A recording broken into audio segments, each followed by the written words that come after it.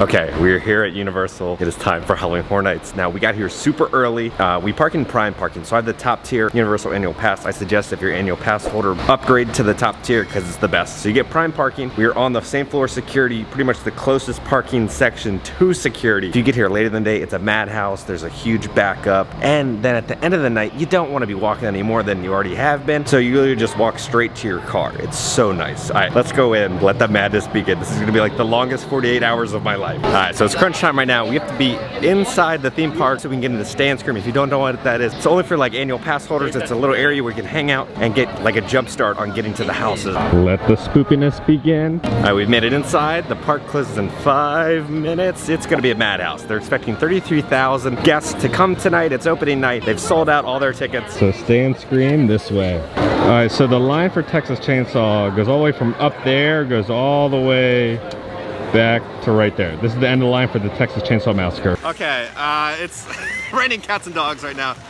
They've allowed us to start going in. There's only one house open right now. It's the Texas Chainsaw Massacre. Icons of Tooth Fairy is closed. It doesn't open until 6.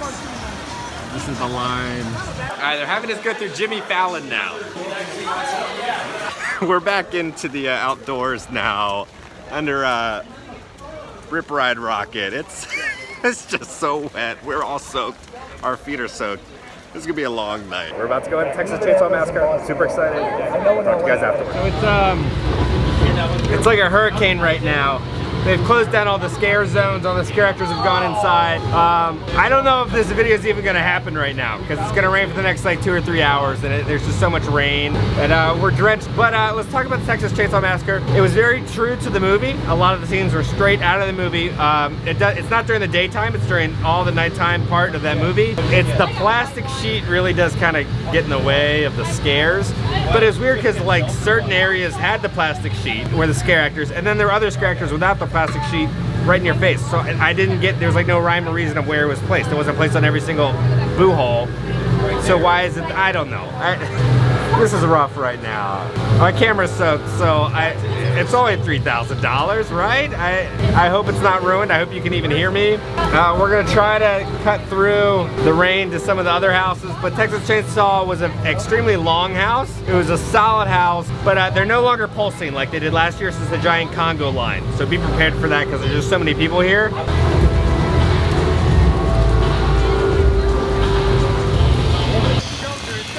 Really hard here.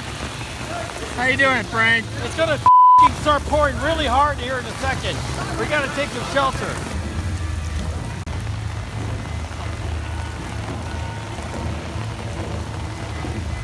This is what Diagon Alley looks like. This is how my shoes feel right now. It's just giant ponds everywhere. I'm soaked. Everything's soaked. Alright, so we were gonna come over to welcome the Scary, but it's delayed. We think there's flooding. Alright, we got some other bad news. Puppet Theater is delayed, probably because of rain. But Frank's still having a good time because he's got drinks in him. Okay, Shelby, you're here at Halloween Horror Nights. How's your first opening night experience? What? No comment on that. It's just raining. There's a hurricane basically, not really a hurricane. Everybody's soaking wet, our feet are soaking wet. All of the houses, like when you exit, just flooded. So you have to walk through the rain and the water. But we waited 2 years for this. We waited 2 years for this and we're not gonna leave. We're staying. We're going on the Revenge of the Tooth Fairy. Apparently added stuff, we'll see. We just finished Revenge of the Tooth Fairy. Pretty much the exact same stuff as last year. There were a couple different scares and the characters were put in a couple different boo holes compared to last year. So I think when you're going through again, it's a little different. It's most of the same, but it's slightly different. The next house of the night is the Halloween Horror Nights Icon. We just got out of the Icon's house, kind of speechless. Now I'm like pumped, and like now it's like the season. That holy was incredible. So highly detailed. You just walk in and your mouth automatically drops to the floor. The icons are great. There's so many different scares. The plastic curtains did not ruin anything in that house. Some of the other houses, it does kind of ruin the scares. I didn't really mind it in that house. Oh, wow, so good. That's my #1 right now. And that's one of those houses that you need to go through like a dozen times to keep getting all the different scares and all the different like Easter eggs and stuff. Incredible. Now I'm excited for the rest of the house. Okay, now Horror Nights is happening. It has stopped raining. The scare actors are all out. Let the fun begin. It's only taken like 3 hours, but we're here now. Of the imperfection that lies within humanity. An unable to perform the simplest task of listening. The human could not even pay close enough attention.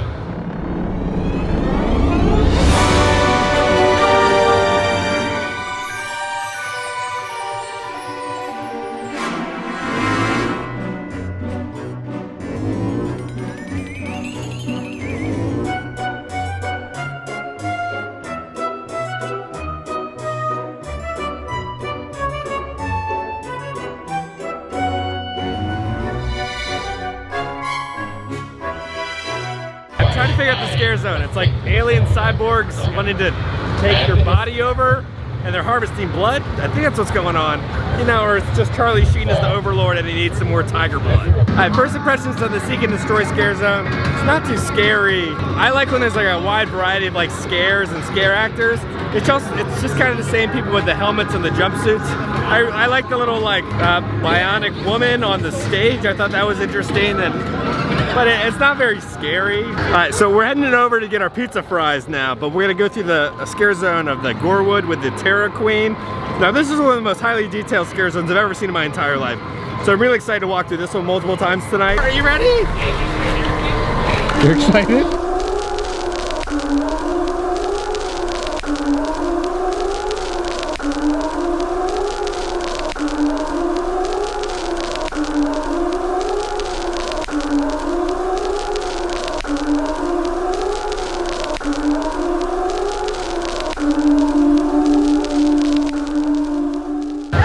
Alright, now that's what I'm talking about for a scare zone. Beautifully designed, all different types of monsters. They almost look like if like the clickers from The Last of Us had a baby with like just fossils. That's what it looked like. So cool. I love the character design for that scare zone. Yes. Alright, we are here at the kids zone. We're about 25 minutes into waiting in line. So I'm gonna get the classic pizza fries, but they have something new. It's called Fryer and Ice that I've never had before. And then we got the Fryer and Ice. Crispy French fries served with soft serve chocolate ice cream and Chipotle Tabasco ketchup. They're kind of skimping on the French fries. They didn't even fill it up all the way. Let's try the Tabasco ketchup. I hope it's like the Whataburger spicy ketchup. Oh, I like that ketchup. It's got a wonderful little kick to it. It's a chocolate soft serve. I feel like they're going after Wendy's with like sticking it in the with the Frosty.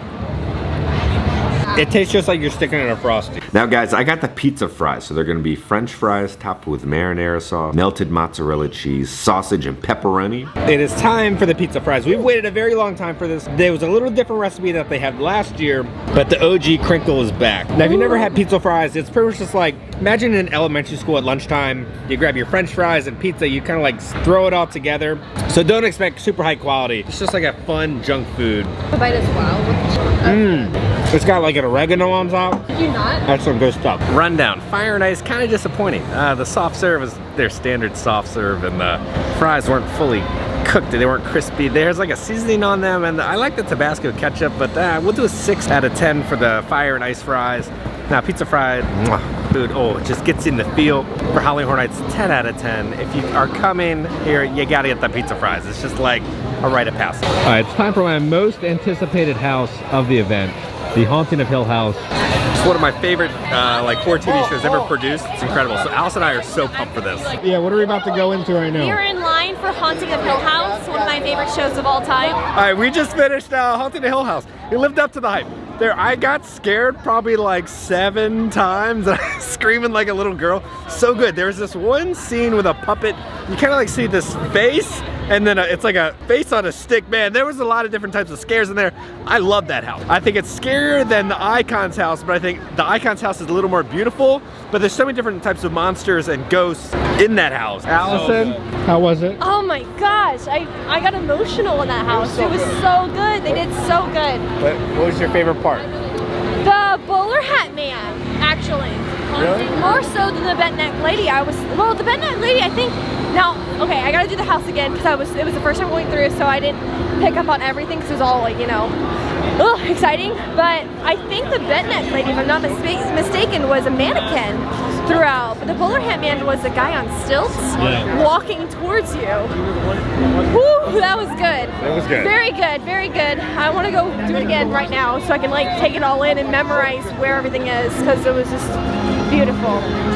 Very good. Okay, so we're walking through Springfield. Normally it's full of chainsaws and maniacal activities, and there's nothing. That's kind of sad. This is kind of one of my favorite parts of watching everybody get scared by the chainsaws, but I guess all the chainsaws are in the house. They've added projections on the Men in Black building. It says 30 years, 30 fears. Alright, it's time to head into the Crypt TV scare zone. I know nothing about Crypt TV. Again, I was supposed to watch the YouTube videos, but we're gonna go in with open eyes and try to figure out what it's about. Alright, they got the banners up. Alright, so then we figured out these are screens, so it's just, I guess, images from the episode.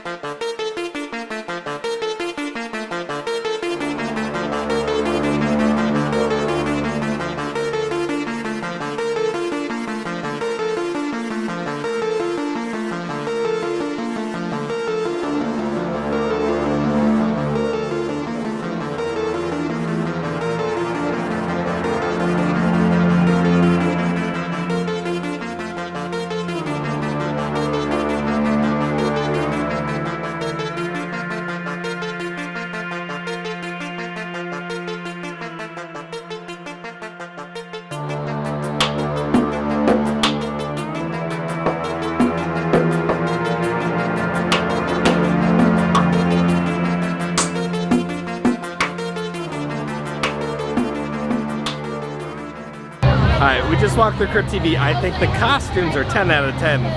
Amazing. They look like something you would see in a movie.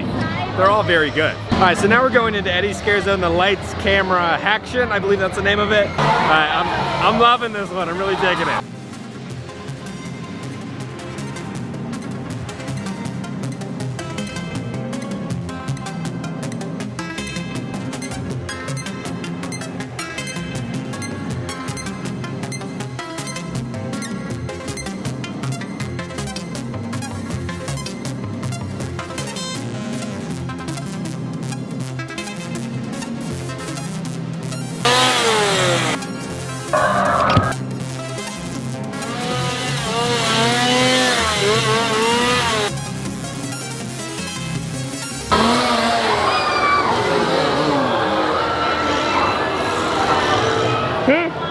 The freaks and foons remind me of the Fooglies from Spy Kids.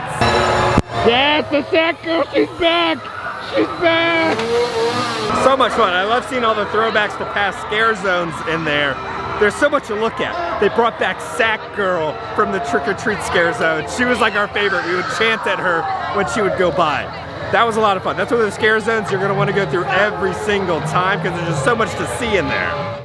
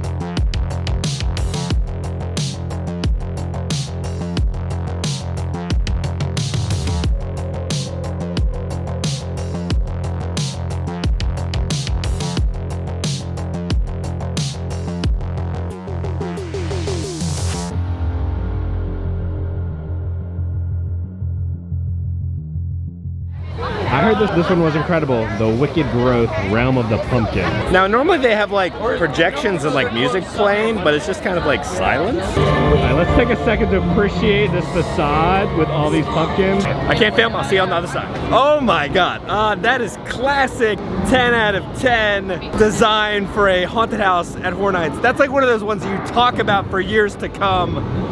The Realm of the Pumpkin, there was so much going on and so many different scares, and the effects were incredible, and you didn't see any of the plexiglass at all.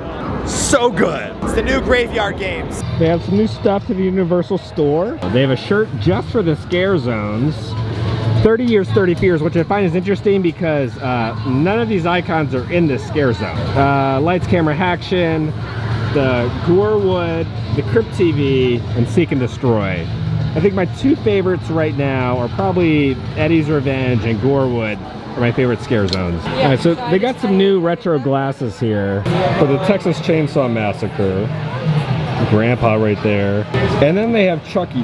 But Chucky isn't even here. He has a picture photo up and that's it, which doesn't even have him there. So I don't know why they have all this Chucky stuff. I feel like there's supposed to be a Chucky house and it got canceled. And then you got the Universal Monsters, Frankenstein, Creature from Black Lagoon, Wolfman, Dracula, The Bride of Frankenstein. Ooh, I like this. It's got the Artisan series for The Bride of Frankenstein print on it, and it's got kind of like a holographic finish on it. Now, this was taken directly from the tribute store from last year when Beetlejuice turns into a snake. They had him on the stairwell, and there was a little like shadow of his tail going. And then they have Dante's. God, Beetlejuice just looks so gross in this figure. 20 bucks though. And they have one of the retro glasses for Beetlejuice. And then they have Beetlejuice's grave here with the fake grass. Yeah, this is taken directly from the tribute store from last year. And then they made another Icons glass for this year. It's time for our last house of the night. What is it called? The Case Files Unearthed. I think like Cthulhu will probably pop up or something. We came, we saw, we conquered. Okay, my friends, we are home. It's currently 5 in the morning when we're shooting this. Long day. I'm gonna do a full rundown of my thoughts on all the houses that we went through and the scare zones and the event and all. It was very weird this year. First off, let's talk about the rain. The rain did kind of impact our day. The one thing I really hate is wet shoes, and we had wet shoes and socks for 8 hours. When I took off my sock when I came home, my foot looked like Leatherface. It was a little gnarly. Let's talk about the scare zones first. I feel like we've waited 2 years for this. Everybody had so much hype for this year, and I feel like it didn't live up to the hype. So we're gonna start off with my least favorite scare zone, probably of all time, and that's Seek and Destroy. I don't know what happened with that scare zone. It starts off great. You see like this cool robot bionic woman. It's like, what's going on? And then you're like, okay, this man has a serial code scanner from a grocery store, and then every single person is the exact same. They just kind of look like a budget version of the Peacekeepers from Hunger Games. And like, in order to have a good scare zone, right, there's gotta be a variety of scares. And it was just all the exact same person doing the exact same thing, just wearing that suit with a little like rubber baton or something. There wasn't much variety. The one great thing about the Universal creative team is they do listen to what people think. And I think there needs to be more interactive stuff, maybe with some of the scare actors interacting with more props, or it was very dull. It's like you had this exciting part and then the rest of the scare zone was just like this bland, boring, everybody in the same jumpsuit just kind of like standing and walking around. Allison really enjoyed it, but for me, it didn't do anything for me. It doesn't give the scare actors much to do either, which I feel bad for them because there's so many great talented scare actors. There just needs to be something else going on in that scare zone. Now, number 4 is gonna be the 30 Years, 30 Fears. Now, as we've seen for the past months, it's all the different icons, right? Plastered over these giant walls, getting everybody excited. So we all thought it was gonna be a scare zone full of like all the icons from the past, which I was so excited about. And then you walk in there and you're like, okay, they're using kind of the pumpkin people and the Victorian lady with a candle, and then like some demon strippers. And I was like, how is this a 30 Years, 30 Fears zone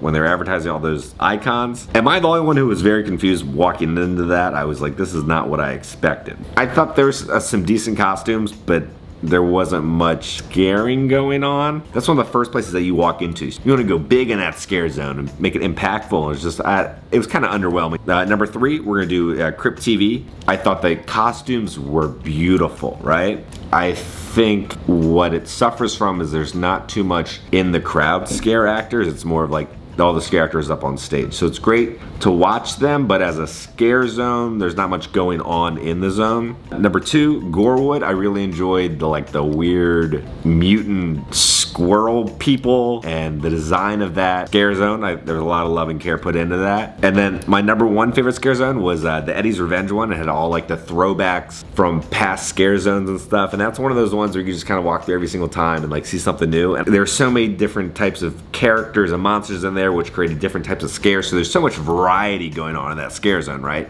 So I think that was my number 1. Now we didn't get to do all the houses. We were able to do 6 out of the 10 houses. Out of those 6, my least favorite was the Texas Chainsaw Massacre. The plastic screens didn't help the scares at all. You kind of knew where everything was, and it was just Leatherface coming out with the chainsaw every single time, right? I thought it was very detailed and very kind of true to the movie, which I appreciated, but as a house, I think that was one of my least favorites. Then number 5 for me is Revenge of the Tooth Fairy. I went through it like 40 or 50 times last year because that's all we kind of had. Look, it's a fine house, but it's just kind of the same scare, right?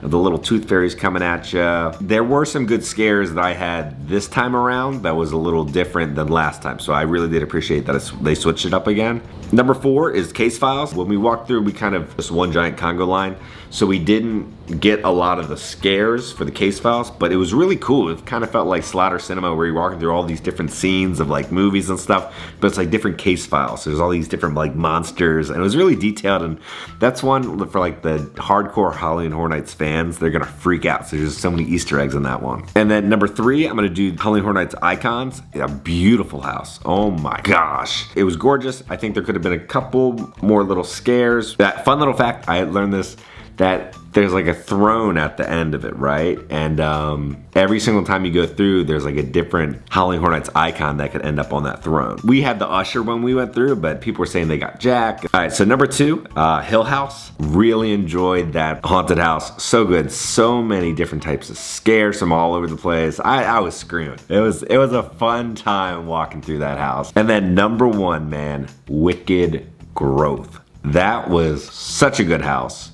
So many scare actors crammed into that house. You guys really went all out. And for this week, that's my number 1. Now, the great thing about Halloween Horror Nights is, it takes a while for the scare actors to figure out, their pacing and their timing of the scares. So throughout the season, things get better and better and better. And so every week, I kind of go back and give like a new rating system, because houses can like change overnight to become like number 1. I think that's a really cool thing about Halloween Horror Nights. That's the reason you have to keep coming back over and over again, because the houses do change, and they will put people in different positions, and different scares will happen, and more props come in. So I think that's one of the really fun things. This is, again, day 1. There's always growing pains of these houses. So I'm sure when I go back, well, today, it's gonna be very different. If you guys were at the opening day of Halloween Horror Nights, let me know down in the comments what were your thoughts. Now we still have 4 more houses to go through. We still have the 2 shows to go experience, the nighttime show and the new like stage show. And then there's all the other food we gotta try. So there's a lot of Halloween Horror Nights content coming. So if you weren't subscribed, make sure to subscribe and hit that like button, because I will keep you up to date on all things Universal and Halloween Horror Nights and all that stuff. Huge shout out to all the team members who made Halloween Horror Nights what it is. You guys did an amazing job, and I cannot wait to see what happens this season. I love you all. Please stay spoopy. I'm gonna get some rest, and I will see you all at Horror Nights later today. Okay, bye.